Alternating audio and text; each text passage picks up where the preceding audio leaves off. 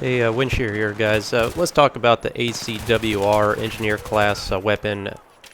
New weapon in the close quarters DLC content that's been released. A lot of channels out there have reviewed this weapon. I wanted to play with it just a little bit more to get a better feel for it, but honestly, it didn't take long before I formulated my opinion of this gun. I've compiled some clips. This is just 2 matches of Team Deathmatch. Normally it takes me games and games worth of recording to get you, substantive video content to watch, to compile to show you a review of a weapon, but not necessary with this gun. 2 matches, I went 5-0 KD basically on the first one and like 4.5 on the second one. I mean, just unbelievable scores. And I was playing against some decent players here. But watch this clip right here. Oh my god. I mean, taking these guys on. Whoa, did I just get 2 kills right there? It gets even better, guys. Keep watching this. This is just ridiculous. This is the best clip I saw all day, or just in these 2 matches alone. So I'm up here. This is Gulf of Oman Team Deathmatch. Taking fire here, and I go back down this alleyway. I lay down prone, and I just like 3 guys run around the corner, and I'm shooting at like 2 down range, and the one sneaks around the corner, take like all of them out. And I'm still like flabbergasted how this gun's capable of doing this, because statistically, you look at the stats on this gun, and I'll cover them here in a moment. They're not impressive at all. But again, that's another example of why I don't read too much into stats on this game. Because look at what happens here. I see these guys in front of me. I get this guy. I'm trying to reload. I want to keep a low profile here. Get this guy in front of me. As I'm shooting through him, I'm killing the guys behind him too. I'm like, are you kidding me? And I just take out all these guys. I'm just like, unbelievable. What is going on with this gun sometimes? Incredibly accurate weapon. The most I've ever seen in terms of accuracy with this gun in all of the game, I'd say, in all weapons. And there's my buddy Need for Speed. You know what, guys? I told him I had to post this. If you get the failed knife attempt, that's what you get. Teabag in the face. Sorry, Speed. This match didn't go too good for him. It's just, we all have those days, and here I go finally into this kill streak with a nice M320 in my face. But what you can find with this gun is, look at this. Look at that range kill I just got there. That was a sniper I was just taking on. You're gonna see some unbelievable range kills with a carbine type weapon. And right here, I know, in Team Deathmatch, if you play this with any frequency, the team has a tendency to spawn up here around that corner in that building. You can see the mini-map here. You can see a lot of activity over there in that building in a moment. And in situations like this is where I kind of try to play a little more smartly and take advantage of time. There's no reason to rush in there and try to take out those guys. I know they're there. They're going to stay there. So I'm gonna sit back here and kind of observe that area, watch the mini-map, and be tactical about my next move. I know I just can't run in there. I know there's a guy camping right there waiting for me to run through that alleyway, so I'm not gonna do that. I'm gonna kind of distract him with a grenade, have them, draw their attention that way. Come around the left-hand side, and now I'm going to shoot an RPG again, using the equipment to my advantage. I'm going to try to eliminate that cover they want to stay in. And, that's that top part of that building is a great place to shoot RPGs, because usually there's guys behind that or in that, so I got a nice kill there.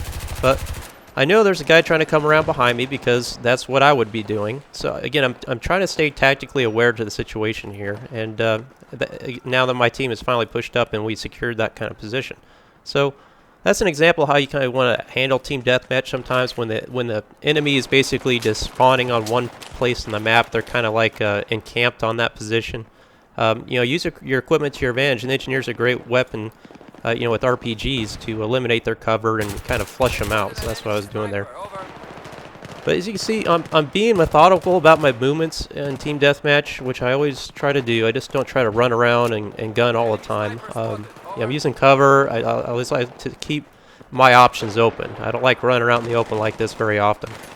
But, there's certain times you have to be aggressive, and that's when I choose to do so, like in this predicament.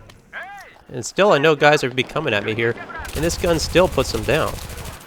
I mean, that guy in Need for Speed right there, he just had an M16A3. I mean, this gun just went toe-to-toe against that, and, I mean, I don't know how it pulled off that kill. And then this guy right here, if you get a headshot with this gun, just like any other gun, it's an instant kill. So just quickly, oh, look at that, this kill right here. Look at the range. That's a sniper I just took out on top of that building. I mean, how many meters was that shot, guys? I mean, technically, according to the stats, at that distance, this gun is only doing 16.7 damage. Are you kidding me? It seemed like it was doing a lot more than that to me. The maximum damage on this weapon is only 20 damage. So, statistically, this is the weakest weapon in terms of damage in the entire engineer class. 20 max damage? I mean, that's like the AS-Val does more damage than that, guys. Both at short range, or at maximum range and minimum range, the AS-Val does more damage in this weapon. It has a .1 left pull and a .3 right pull, and with the heavy barrel equipped, it has a .2 vertical recoil. And I don't put a grip on. I got just a little bit of gameplay with the grip on, but most of it's with the grip off and a heavy barrel, because obviously, with that pathetic of a damage at long range, you want to hold on to that 20 maximum damage as long as you can, because this gun is just incredibly weak statistically. But I mean, some of these circumstances you're gonna see in this gameplay are just unbelievable with this gun. I just go, I mean, it's like Rambo on steroids with this gun. I'm not afraid to just, you know, I'm tactical about my movements, but I'm not afraid to be aggressive when I need to be. And this is at the beginning of the match, which I encourage you guys to do this at the beginning of Team Deathmatch. Get on top of a building or try to... Team Deathmatch, it has a constant cycle to it. And you want to give yourself a moment to get a feel for how the match is going. And then once you get an idea roughly where you think the enemy's going to be, then you want to start working your way towards that direction. That way you kind of keep yourself less vulnerable to the team spawning behind you, which is a common mistake you can do if you get over-aggressive with Team Deathmatch. So this is really the first long match I played with this weapon, and so this is the beginning of the match where I was just trying to, again, get a feel for what's going on, and be tactical about my movements, watching the minimap, and then kind of formulating a strategy on how to progress with the match. Look at that range kill. How long was that? I don't know, 100 meters? I mean, this thing... I know there's a guy coming up here, took him out. I mean, this thing has unbelievable range, and I don't know how it puts guys down that quick. And the best thing about it is the reload time on this gun. I mean, you only got 27 rounds in the clip, which apparently, according to one of my teammates, Need for Speed, he said that's an oversight. It's supposed to be 30 rounds. On battle log, it shows it's supposed to have a 30-round clip, but apparently it's got 27 with one in the chamber here. But, I mean, 3 bullets doesn't make that big of a difference, but you see there, I mean, medium range kill, that was a support class guy I took. Granted, he was just running. But you'll see some kills here coming up are just, I mean, taking on multiple guys at once. 1 and 2 and just, I mean, the worst thing I've seen about this gun is it doesn't fire too well when you're moving, and it doesn't fire too well under suppressive fire. So those are 2 kind of cautions I would give you about the gun. See guys over here counting them up around. I mean, this full-on aggressive gameplay like this, it's almost like, it feels like to me, kind of like a submachine gun of some type, like an MP7 hybrid, you know, crossed with an assault type weapon like a FAMAS. That's what this gun feels like to me. It's comfortable in close quarters. I mean, obviously you've seen me shoot a medium range, long range, taking on multiple enemies. And this is a habit I have right there. I should have had that kill. But sometimes I aim with my left stick instead of my right, and I have to kind of condition myself not to do that. In other words, I'm trying to aim by moving, which is the worst thing you want to do. You want to aim by obviously turning your gun instead of your body. So sometimes I have a tendency to do that, and that's a bad habit, especially with this gun, because it does. Most weapons, this gun just don't fire too well when you're moving. Look at all these guys taking me on. I got guys in front of me, behind me, shooting anything they can, and I still managed to get that guy. Unfortunately, didn't get the teammate behind this guy, but I mean, how many guys can you take on at once? There's only so many, right? But I mean, still, under those high pressure scenarios, this gun just shines. I mean, you can count on it. It's dependable. It's reliable. But I mean, I hate to get on the bandwagon here, but I mean, when a gun's this good. And I hate putting out videos like this, because I swear once I start doing this, oh, don't you love moments like this as an engineer? Oh, yeah. Let's just eliminate the cover, put a few more bolts, and then finish them off. I mean, moments like that just make Battlefield 3 shine. But, you know, I hate to get on the bandwagon here. Look at that. As you see him taking fire. What do? Pull back. Let's throw a grenade. I know some guys over here. Will that grenade pay off? Damn. No, it did. I thought it did.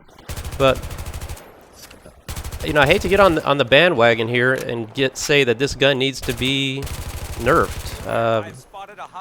I really hate saying that kind of stuff, but I mean, this is. I mean, normally I use the SCAR H in the engineer class. I mean, in situations like you've seen some of these kills, there's no way the SCAR would pull off those kills. I mean, this gun technically is not even doing hardly the damage that the SCAR is doing, but it's much more effective.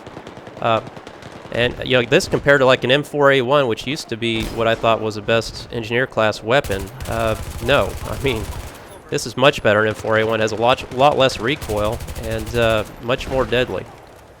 So you know, when you get in 2 matches like this and you're just destroying the team easily, and I'm just kind of laughing because it's just like I feel like this is a glitch gun or something. I mean, this is way too good.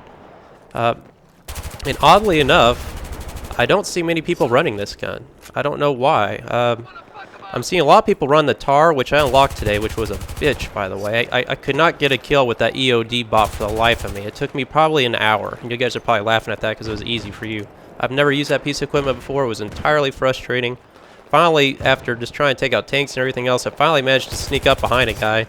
And rather than knifing him, I just deployed it and took him out. But anyway, pulled out that TAR. Oh my god, what a piece of junk, if you ask me. I mean, I don't even think I can do a review on it, guys. I mean, I used it within 30 seconds. I said, I don't even want to try to do a review on this gun because I hated it that much. I mean, it was like put a half a clip or full clip into a guy, you know, 50 feet or longer, and it just doesn't put him down. And you'll get like an assist kill, or somebody will take the kill away from you because you can't kill him at long range.